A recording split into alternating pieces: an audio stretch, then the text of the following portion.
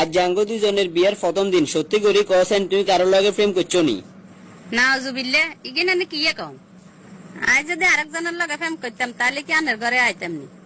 বাহ বাহ, তাহলে তো বুঝা যার বাংলার একমাত্র খাঁটি বউ আইনি হাসি। প্রেম করি না ঠিক, তবে 3-4 হাজার প্রেমের প্রস্তাব পাইছি। আর বউকে সাফা মারার আজ জায়গা হইল না। কি আরে ক 3-4 হাজার গা ফস্তা ভাইও রাজিও ন, কি তোর সমস্যা না অন্য কি সমস্যা? আরে কছেন কেন? আর মনে মনে একটা ইচ্ছে আছিল, বিয়ের হারে প্রেম করু মাইয়া স্বামীর লগে। আর এইদিকে মজার কাহিনী আরো আছে, তুই শুনো না।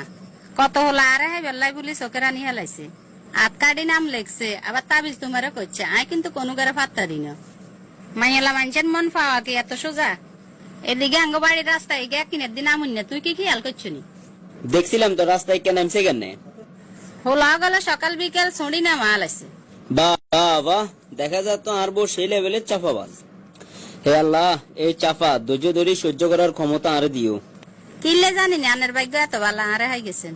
আনের তুন কত ভালো ভালো সম্বন্ধ আছে আর বাপমার কাছে, কিন্তু আর বাপমা রাজিও না, অনানের বেলা দিয়ে রাজি হয়ে গেছে।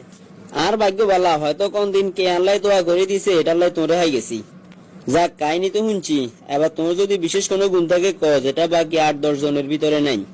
আর গুণের কথা কই কি আনারে শেষ করতাম হারুনি, আজ তো কুকিল কণ্ঠে গান গাইতাম হারি। চাই আরে গে গান শুনাও চাই। গানের কোন লাইন ধরে শুরু করতাম, আজ তো টেনশনে আছি। লাইন দিকে মুখস্থ আছে, হিগে ধরিয়ে শুরু করো। আর একখান মজার কথা শুনবে নি? কি আয় কয়েকদিন আগে একটা গান গাইয়ে আর কুত্তকে দৌড়ি যে হানি থড়ি গেছে। আয় এবার গান বন্ধ করি যে কুত্তে গেলে হানি তুন উঠে গেছি। ওসে থাক, লাইক দোনো আর গান শুনানি হরাই নিজেও যায় হানিতে হরম। গান বাদ দিয়ে তোর আর কোনো বিশেষ গুণ আছে নি? ওরে আর গুণের শেষ আছে নি? আজ যে বেলা রান্না হারি, তুই তো আর রান্না ন খাইলে বুঝতে না। তুমি কেমনে বুঝলে তোমার হাতের রান্না এত জোশ? কেউ প্রশংসা করছে নি আগে? আর নিজের প্রতি নিজের আত্মবিশ্বাস আছে। ঠিক আছে, কাইলে রান্না তুই করিও। ঠিক আছে, এমন রান্না করো মনে থাকবো তোর। কই রে, রান্না শেষ করছি তো, এবার খাইতে আইও। কি আর এখন কি আর আনছো এত তিতাকা? এটা হচ্ছে করলার স্পেশাল ডাইল, একটু তিতে মারতে পারে। আর এটা নিয়মিত খাও না, তুমি দেখবে তোমার শরীরের সব রোগ চলে যাবে। ক্যান্সার, গ্যাস্ট্রিক, আলসার, টিউমার থাকলে তোর সব ভালো হয়ে যাবে। আর আই যে আই গেছি, তুই কোনো চিন্তা করিও না, নিয়মিত তোরে খাওয়াও। আল্লাহ রে, এই কেমন বউ আইলো আর কপালে? বউ তো নয়, লাগে যেন একটা ডাক্তারে না।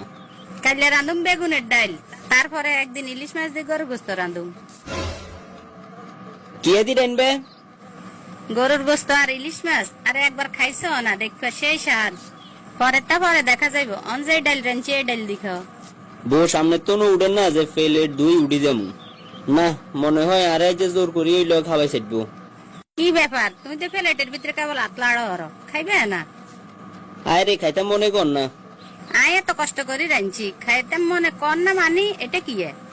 আরে ব্যাপারটা তুমি বুঝলে না, তোমার হাতের রান্না এত স্বাদ হয়েছে, খাইয়ে লাইলে তো শেষ হয়ে যাবো, এই কারণে আয় চাই রান্নার সামনে রাখি দিতাম। ও আচ্ছা, তুই চিন্তা করিও না, তোমরা হয়তো দিন করলার ডাইল রাঁধু। না হয়তো দিন এক তরকারি রাঁধার দরকার নাই, মাঝে মাঝে গুড়ে গাড়াই রাঁধিও। আয় অনেক রকমের রান্না, আরে চিন্তার কোনো কারণ নাই, তোমরা এই ব্যাগ খাওয়াবো।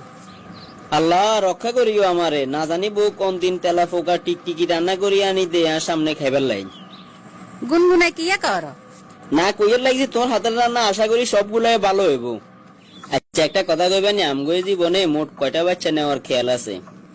আল্লাহ যদি দে 24 পর্যন্ত লুম। 24 গা কিনলাই?